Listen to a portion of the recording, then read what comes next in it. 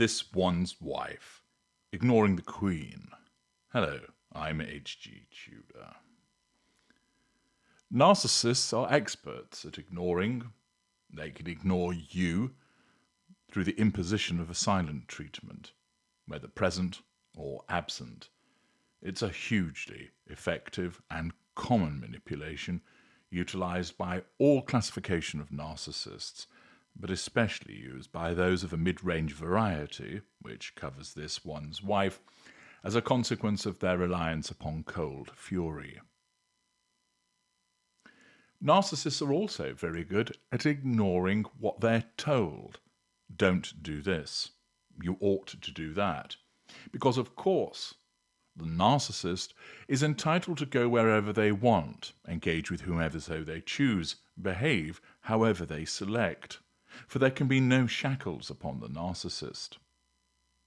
Similarly, the narcissist will ignore advice because the narcissist knows better than anybody else. The narcissist is the expert. It doesn't matter that there is no evidence to support this belief. It matters not that another individual may well have years, nay decades of experience and qualifications left, right and centre. The narcissist is the one that knows best because that is what the narcissism tells them. And we're going to delve into the glittering yet fractured realm of this one's wife, whose behaviours once again exemplify the narcissist playbook. The foundation is a revealing Daily Mail article which details her outright rejection of Queen Elizabeth II's sage counsel to reconcile with her estranged father, Thomas Markle. Narcissism thrives on patterns, not isolated events. And this one's wife's history is rife with instances where not only did she ignore the Queen, but she has dismissed advice from those around her, be they royals, staff, or even her own inner circle. Do not mistake this for sheer stubbornness. It's more than that. It is the narcissist's unyielding need for control, the preservation of that control, the relentless pursuit of fuel, that intoxicating validation that sustains the ego. Let us begin with the core incident, as chronicled in Tom Bower's 2022 expose, Revenge. This one's wife, Harry, and the war between the Windsors. Here, we witness this one's wife's narcissistic machinery in full operation. The Queen, ever the embodiment of duty and reconciliation, suggested during a conference call with Charles, then Prince of Wales, that this one's wife fly to Mexico to mend fences with her father, Thomas, who, at age 81, had become a thorn in her side, threatening the need for control through his media appearances, lashing out after feeling scapegoated and ignored by his own daughter. The Queen, as a normal, provided advice that was practical, empathic, and rooted in familial harmony. It was also based on vast reservoirs of experience. Charles also echoed his mother's sentiments, urging an end to the chaos that Thomas Markle was causing. Thus, you had the Queen and the Prince of Wales both suggesting that it would be advantageous to go and make peace, to mend those fences, to repair the bridges with her father.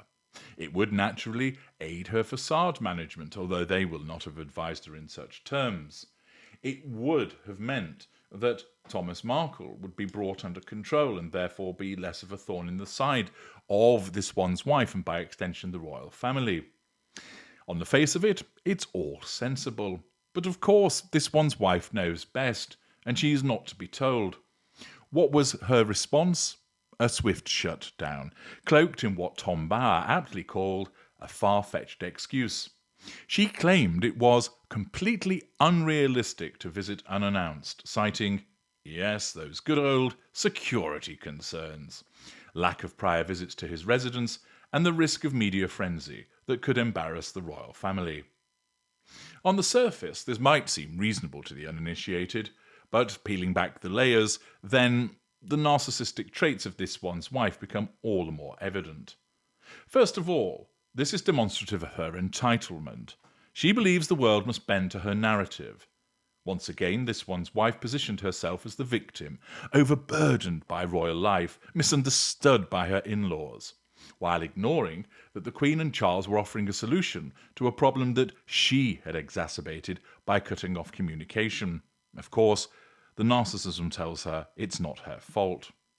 Thomas's attempts to reconnect post-wedding were met with silent treatments, fueling his public outbursts because it threatened his own need for control.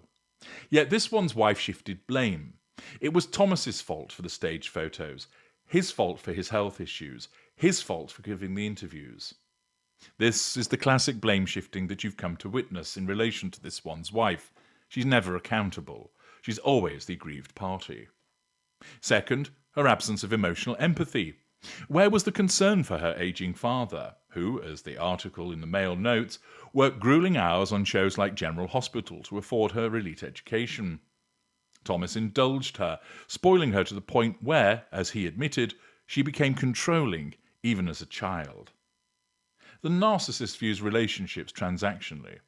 Once Thomas no longer provided the level of fuel that was required, nor were the residual benefits at the level that she wanted, and throw in the fact that he repeatedly threatened her need for control, disengagement followed. Someone with emotional empathy would have never got into that circumstances in the first place, but even if they got near to it, they still would have prompted a visit, perhaps with discreet royal security arrangements. After all, the royal family has managed far more complex logistics. Instead, this one's wife, in order to nullify the threat to control, driven by the fact that she has no emotional empathy and basically doesn't give a shit about her father, utilized an excuse to avoid the truth. Reconciliation threatened her need for control. Admitting fault or vulnerability would fracture her facade of the perfect empowered duchess and threaten her need for control. Third, facade management. This one's wife's rejection irritated both the Queen and Charles, who saw through her inconsistencies. As Bauer writes, they fundamentally don't understand, this one's wife complained, lumping in Camilla for good measure. This is the narcissist projection. Others are the problem, not her. By refusing the advice, she maintained her image as the independent woman wronged by a toxic family dynamic, a narrative she later amplified in interviews and her Netflix series. She sought the fuel that would flow from sympathy rather than from resolution. This incident isn't anomalous. It's a thread in a tapestry of defiance. Consider another royal rebuke, the advice to seek guidance from Sophie, Duchess of Edinburgh. As reported in various sources, the Queen suggested that this one's wife spend time with Sophie, who had navigated her own transition from commoner to royal with grace. Sophie offered insights on protocol, public life, and balancing family.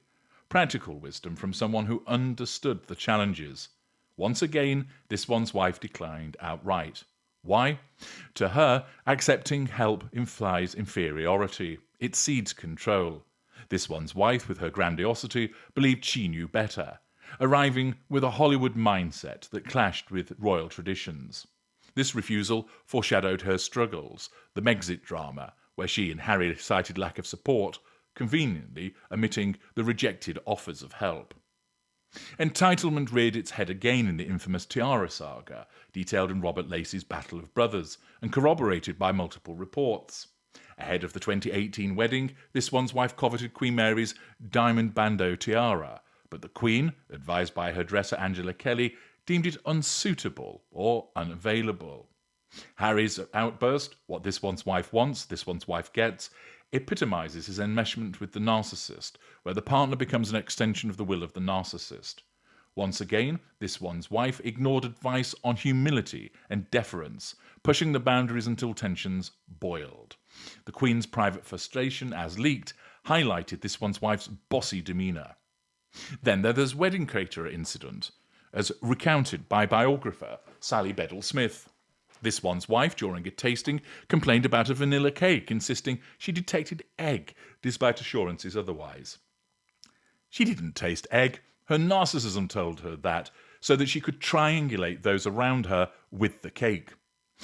This one's wife stated it would trigger nut allergies, hyperbolic concern that disrupted proceedings. The Queen intervened sternly. This one's wife, we don't do that. This was advice wrapped in a warning. Tone down the demands, respect the process. What was this one's wife's response? Dismissal, viewing it as micromanagement from the Queen rather than guidance. The narcissist perceives correction as attack. It threatens the superiority.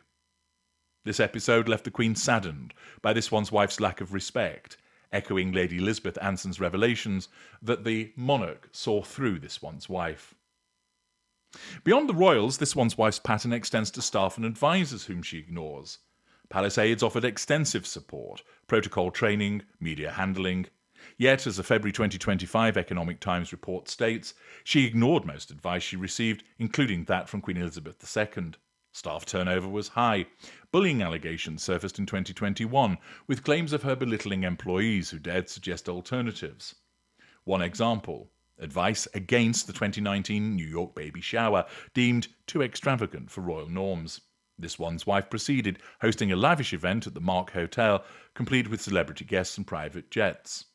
It was called tone deaf amidst economic woes. She dismissed it, labelling it sexist scrutiny. Control prevailed over caution. Even in her pre-royal life, hints abound. On Suits, co-stars like Patrick J. Adams noted her assertiveness, but post-fame, she ignored advice from mentors and handling scrutiny.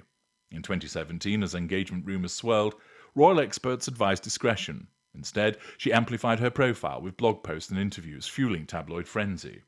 Post-Megxit, advisors urged a low-key US relaunch. She opted for the bombshell Oprah interview in 2021, airing grievances like racism concerns over Archie's skin tone. It ignored counsel on private resolution, once again seeking out the fuel and nullifying the threat to control caused by those advising her. Consider also her handling of the Thomas letter. In 2018, after his media appearances, courtiers advised against sending a personal missive, fearing leaks. This one's wife sent it anyway, a heartfelt plea to stop talking to the press. When excerpts leaked, she sued the Mail on Sunday for privacy breach. But the saga exposed once again her blame shifting. The letter, per court documentation, was crafted with publicity in mind, contradicting her empathy claims. Ignoring advice prolonged the drama, sustaining her victim narrative. In 2019, amid press hostility, this one's wife sought help from her stepmother-in-law. Camilla suggested relocating to Bermuda for respite, a pragmatic escape from scrutiny. This one's wife rejected it, viewing it as exile rather than support. This mirrors the father incident.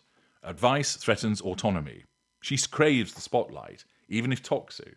Dimming it starves her of fuel. These are just some examples of the way that this one's wife ignores advice and how she ignored that came from the Queen, demonstrating not only an inability to see sound advice, but her bad manners. It demonstrates her grandiosity, whereby she assumes she knows best. There's a lack of accountability because she frames others as obstacles. She defends her own defiance. The Queen's deathbed reflections labelled the union a complete catastrophe. Lady Anson noted Harry's rudeness in wedding meetings, demanding dress details the Queen couldn't access, stemming from this one's wife's influence. The refusal by this one's wife of the Queen's maternal advice wasn't aberration, but archetype. It preserved control, shielded vulnerability, and once again harvested fuel. This one's wife repeatedly ignores advice. She weaponizes rejection to affirm superiority, and she did it time and time again, and particularly with regard to the late Queen. I'm H.G. Tudor. Thank you for listening.